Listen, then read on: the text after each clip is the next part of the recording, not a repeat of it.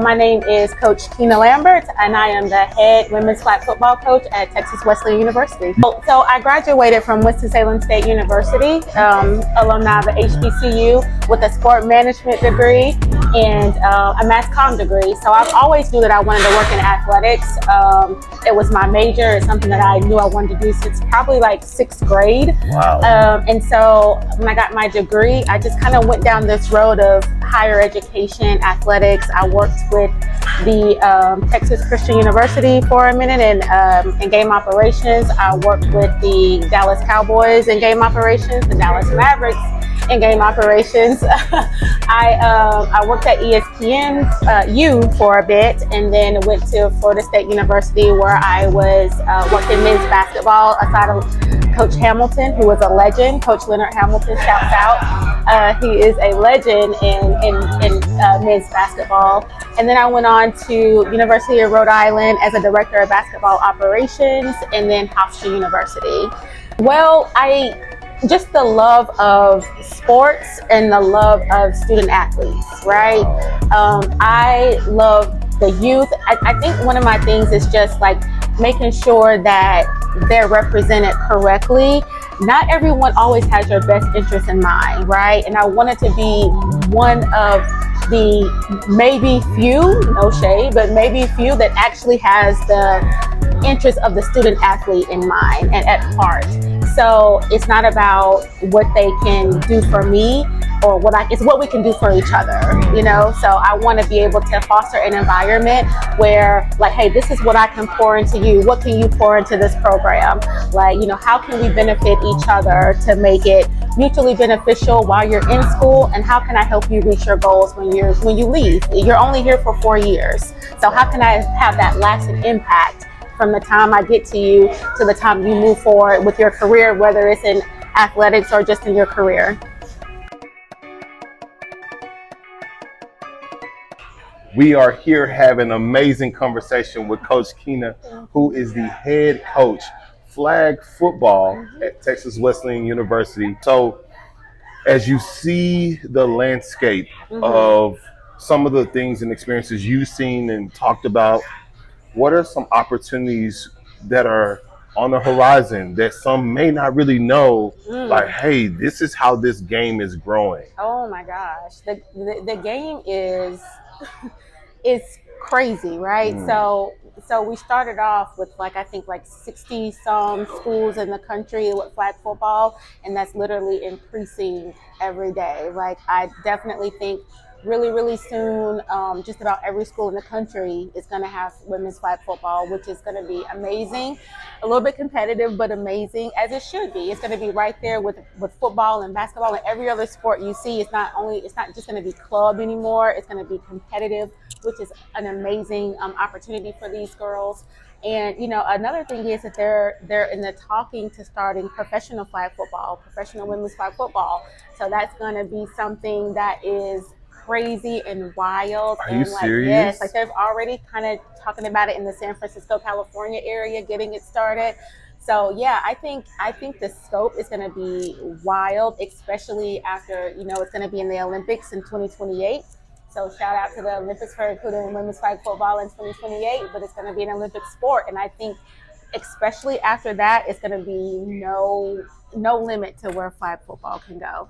And the great thing about flag is literally anyone can play it. Like, you know how some people or some student athletes, or like when you think about basketball players, right? You think tall. Like you have all types of demographics. You have, you know, bigger bone women. You got skinny, like really skinny women. You got tall. You got short. It's like it's all over the place, and you don't have to feel like you got to be this type of way.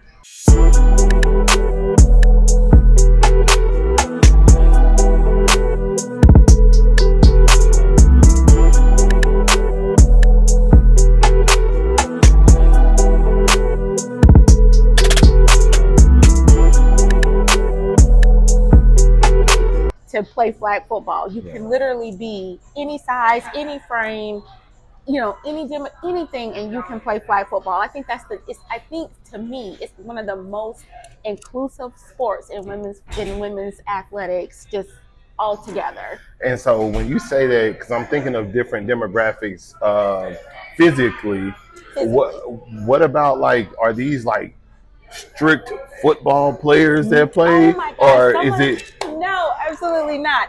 Like, let me tell you, some of the best flag football players are soccer players. It's the footwork, because unlike regular football, flag is it's an agility based sport. It's about footwork. It's mental. It's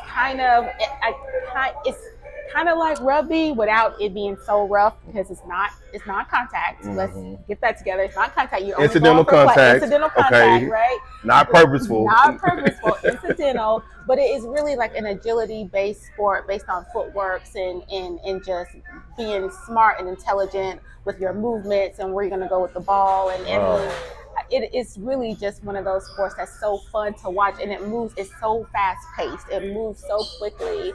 I think that if you haven't played, you should definitely pick up a ball and try it. Just see how it goes. Thanksgiving cookouts, just try summer, it. just go out there and just see. Just line them up and just see. Yes. So do you see, and I'll ask an even more pointed question, do you see women from various professions coming out here playing? 100%. Like, it's that sport that even if you've never played it before, like, so Dallas ISD, as you know, this is their first year filling a flag football league for DISD. So all the high schools in Dallas now has flag football teams, or for the most part, most of them. And some of these girls have never played before. Most of these girls have never played flag football before, and they ended up being so good, so naturally talented. It's that sport like you just didn't even know that you loved and could play. And so they just came from all different sports. They track, volleyball, they came from all different sports, got together, fielded a team, and now most of these girls can't get off the field. Yeah. Wow. See, just that one experience changes the trajectory and even some of the, I would even say, the exposure. And I think that's the power of opportunity. Yes. Is that when you give the opportunity, you never know what that leads to. You never know what's on the other side of that. Absolutely. And I think that's where we talk about, again, that awareness and accountability. Going back to that, when those opportunities are denied and that accountability is there, then the question has to be asked, why?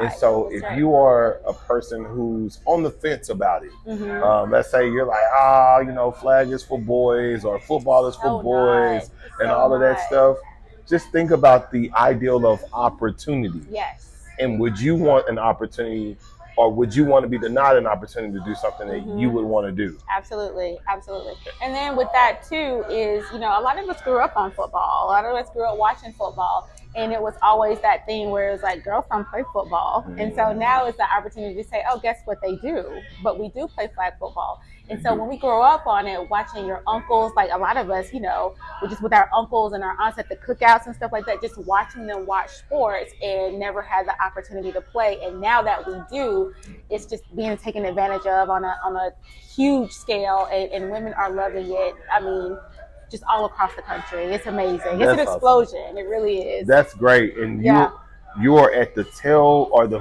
front end of the wave, because you said you are the first head coach. Yeah, to compete at a varsity level in Texas.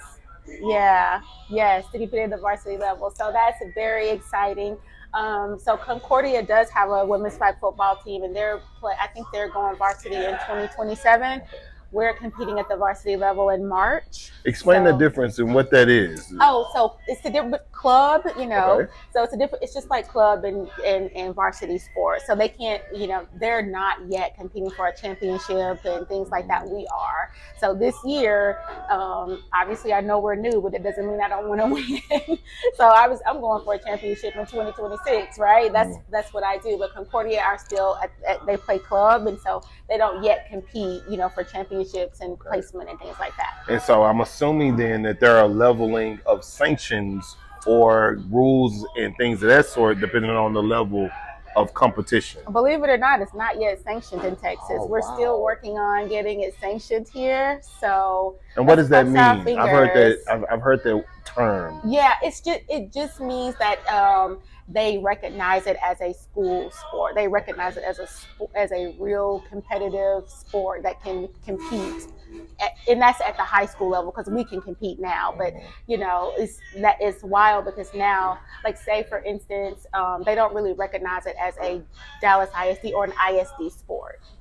Yeah. Okay. So it's kind of like a club sport in high school, if that makes sense. It does. It does. Well, shout out to those pioneers who are still pushing the envelope and pushing it forward so that it becomes a sanctioned sport. Why not? Again, why not? Absolutely. Coach,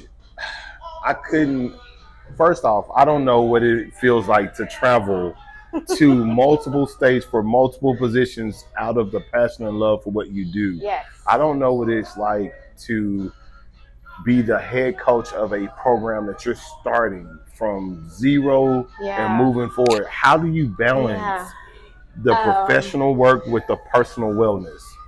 I'm going to be honest and say I'm still learning.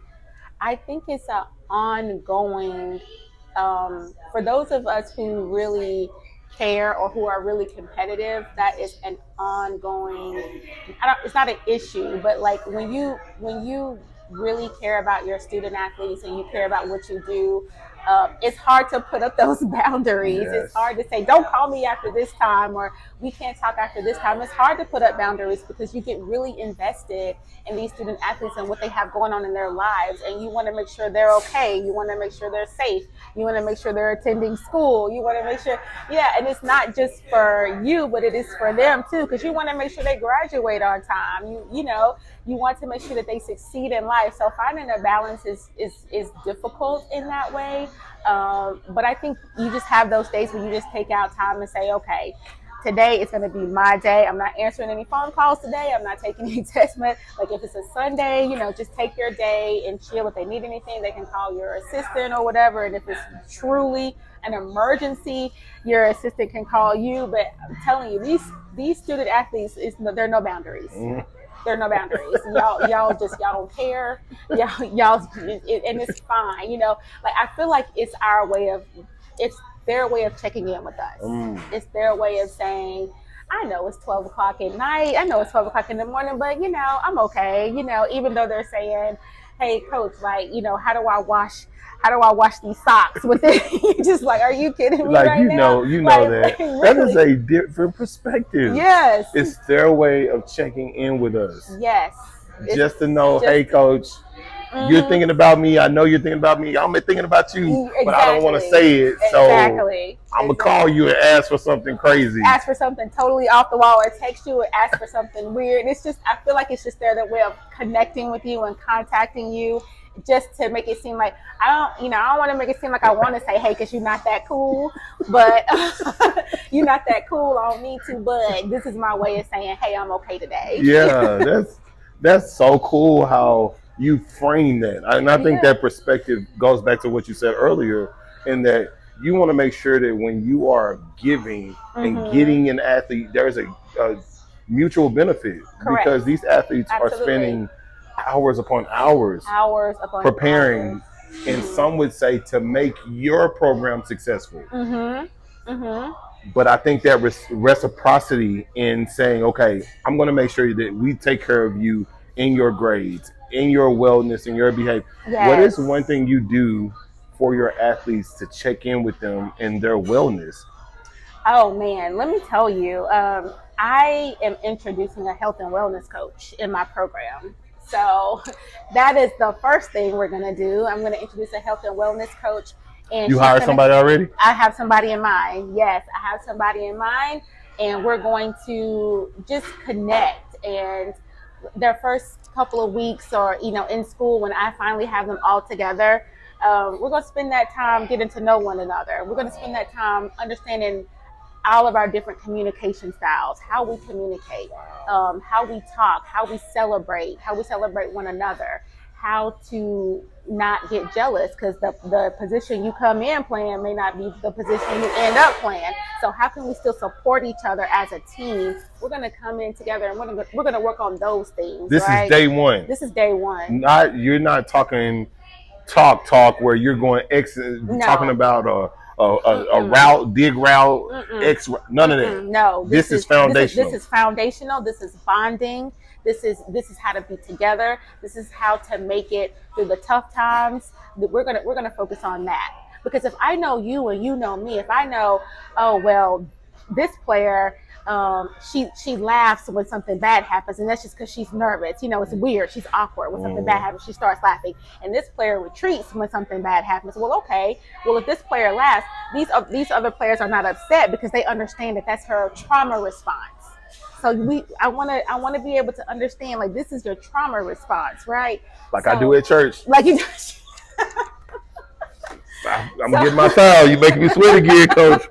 All right. So if we understand that in one another from day one, if we start working on that, then those things that creep in later on have a less chance of creeping in. Those insecurities, those jealous tendencies, they have a less chance of creeping in because you understand. You have an understanding of what we're trying to accomplish as a whole, as a unit. Wow. Yeah. Thank you. Yes. Thank you. Because as I coach mental health and our channel talks about the Squad podcast, we focus in on, yes, there's an athlete that's in the center that everyone sees on the field. Right. But there are people in that athlete's center or circle of support that is really supporting the growth of that athlete. Absolutely. Not only as a player, but as a person. Right. And what Coach is talking about are skills that are needed for life. Yes. After you're done with athletics, you're going to still have teammates at your job or people that you work with that may have different trauma responses. You said trauma triggers. Yeah. We're talking about things that have to do with how we emote as people. Right. And so in stressful situations, I sweat. Right. And if you're looking at me like, why are you sweating? It's not because I'm nervous. I'm just, that's how my body responds in moments where I'm called upon to rise my level. Yes. I know like a player that I used to mentor, he cried. Yeah. I'm talking like we're getting ready to walk out the tunnel and tears are coming down his eyes and people are looking at him like, bro, what's going on? But that's how he emoted in that moment. And understanding that means everything. It means everything. It means everything. It is the difference between sticking together and falling apart. It's the difference between rising past adversity and falling by the wayside. It is the difference. It's the difference, yes. Another quote. She's out here kissing them. I hope you're picking up these nuggets. I hope you are, because Coach is really setting a foundation of what it looks like to establish a program. Yes. Not just a winning season. Yes. A program. Yes. 100%. Coach, are there any final thoughts or encouragements you have as it relates to just talking to individuals who may want to follow your path? So as you talk about individuals who are interested in this role or maybe just in leadership in this way, in women in football, what are some encouragements that you could give those individuals? Yeah, I mean, embrace the grind.